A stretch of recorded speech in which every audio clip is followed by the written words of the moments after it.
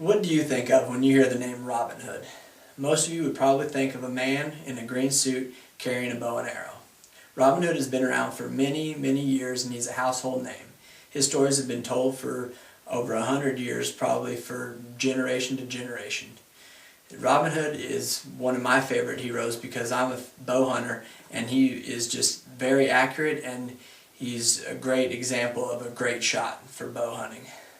Also, the bow and arrow has changed since the legendary days of Robin Hood because of an advancement in technology. However, the bow and arrow is still used by many people today in archery and bow hunting.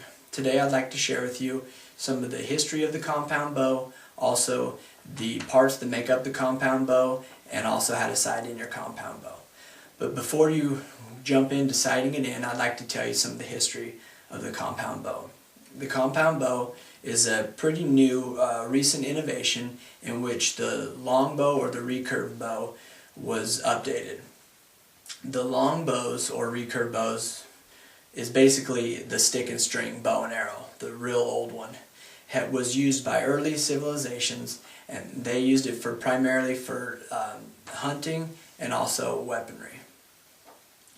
The article Archery History, the First Compound Bow, found on archeryreport.com, shares how in the 1960s Hollis Weber Allen changed the face of archery forever by sawing off the limbs of the recurve bow and attaching pulleys to the ends. With the advancement in modern technology, the compound bow today comes equipped with this pulley system that he's talking about, and I will demonstrate that in a little bit later. There are two primary ways that the compound bow is being used today. The first one is in archery.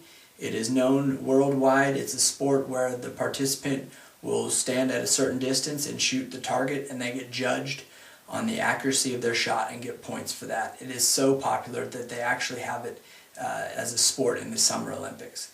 And also the other reason for the compound bow, the primary use today, is for bow hunting, and that provides the bow hunter a more challenging and exciting hunt by having to be so close to the animals as compared to a gun.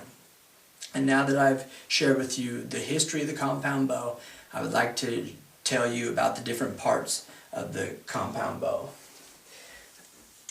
There are many different parts that come together to keep a consistent shot for your bow.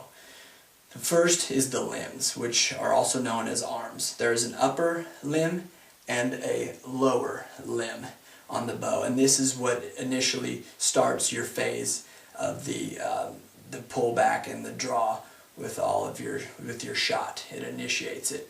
Now there's also cams. These cams, there's one on the top and one on the bottom. They're basically the pulley part. When you pull this string back, these are going to rotate and wrap up this cable, which now gives you all of the power that is stored inside of the bow with the torque and everything, and that's what obviously when you let go gives you the power to shoot. And then there's also a stabilizer, which is this here. Every bow when you shoot it is going to make some type of noise. This here, the stabilizer, you can screw it in. It comes with a little spot for it, and it'll minimize some of the vibration noise and make it quieter. Also, lastly, is your sight. Your sight is used for aligning your shot, give you a better accurate shot every time. This sight here, mine has 3 different pins, as you can see, and that helps for different distances. And now that you've seen some of the parts on the bow, there's also 2 main different types of arrows that you use today. The article Carbon versus Aluminum, which is better, found on archerybuff.com, describes the main 2 types of arrows used with the compound bow. The aluminum arrows are more affordable, and they're more for beginners, and they bend a little bit easier. They're actually almost outdated nowadays. But the carbon fiber arrow is the one I have here today, and it is a little bit faster. It's a little bit more expensive, but it is stronger and more durable. And then also there are different fixed ends that you can screw into the tip of the arrow. Now these are called, there's broadheads. There's 3 different kinds of broadheads. A broadhead is basically the knife tip that does for the hunting. That's the sharp with razor blades. Now this one here is a removable blade, but there's three types: the fixed blades, removable blades, and also the last one is a mechanical or expandable blade. The fixed blade would be this one, but it would be pretty much a one-time use because you want them as sharp as you can get them, and that's it. Now this is the removable blades, so you can shoot this, unscrew it, pop out your different razor blades and put new ones in, and you can use it multiple times.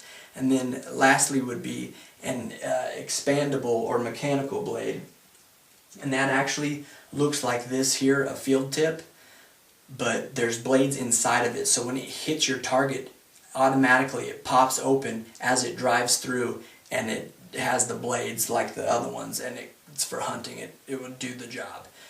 This here is the other type of tip, and this is, well, like I said, a field point or a field tip. It's for practice shooting, practice shots, mainly on just a target for practice.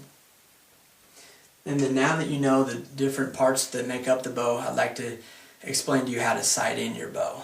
To sight in your bow, you're going to want to set up your area to where you have a target, and then you want to mark out and walk off different distances. Now for me, I have my 3-pin sight that I showed you. So my first sight is I set out to about 20 yards, and then the next one 30 yards, and the last one 40 yards. So at 20 yards I'll start out. You'll want to shoot a couple arrows, try to be as consistent as possible, and once you get a couple of them, even if they're not on the bullseye, if they're a little bit off, as long as they're close to each other, you can work with that. You'll just take your Allen wrench, and say you are high and right, you're going to adjust your sight up and over. You're actually going to follow what you did. So now when you bring it back to center, it's going to be right on, ideally. And then from there, you're going to want to shoot a couple more arrows. If you are on target, then you can move to your next pin, and you're just going to repeat those same steps. And today, I'd like to go over what I've shared with you. The bow and arrow has been around practically forever and has a long and interesting history. In the early history, the bow and arrow was used primarily as a way to get food and also a major weapon, as seen in the story of Robin Hood. Today it is used primarily by bow hunters and archers, as seen in the Olympics. I have briefly shared with you the history of the compound bow, the different parts that make up the compound bow, and then also how to sight in your compound bow. So if you ever decide to give archery a try, I hope that this speech has given you a bit of information to help you achieve an accurate shot.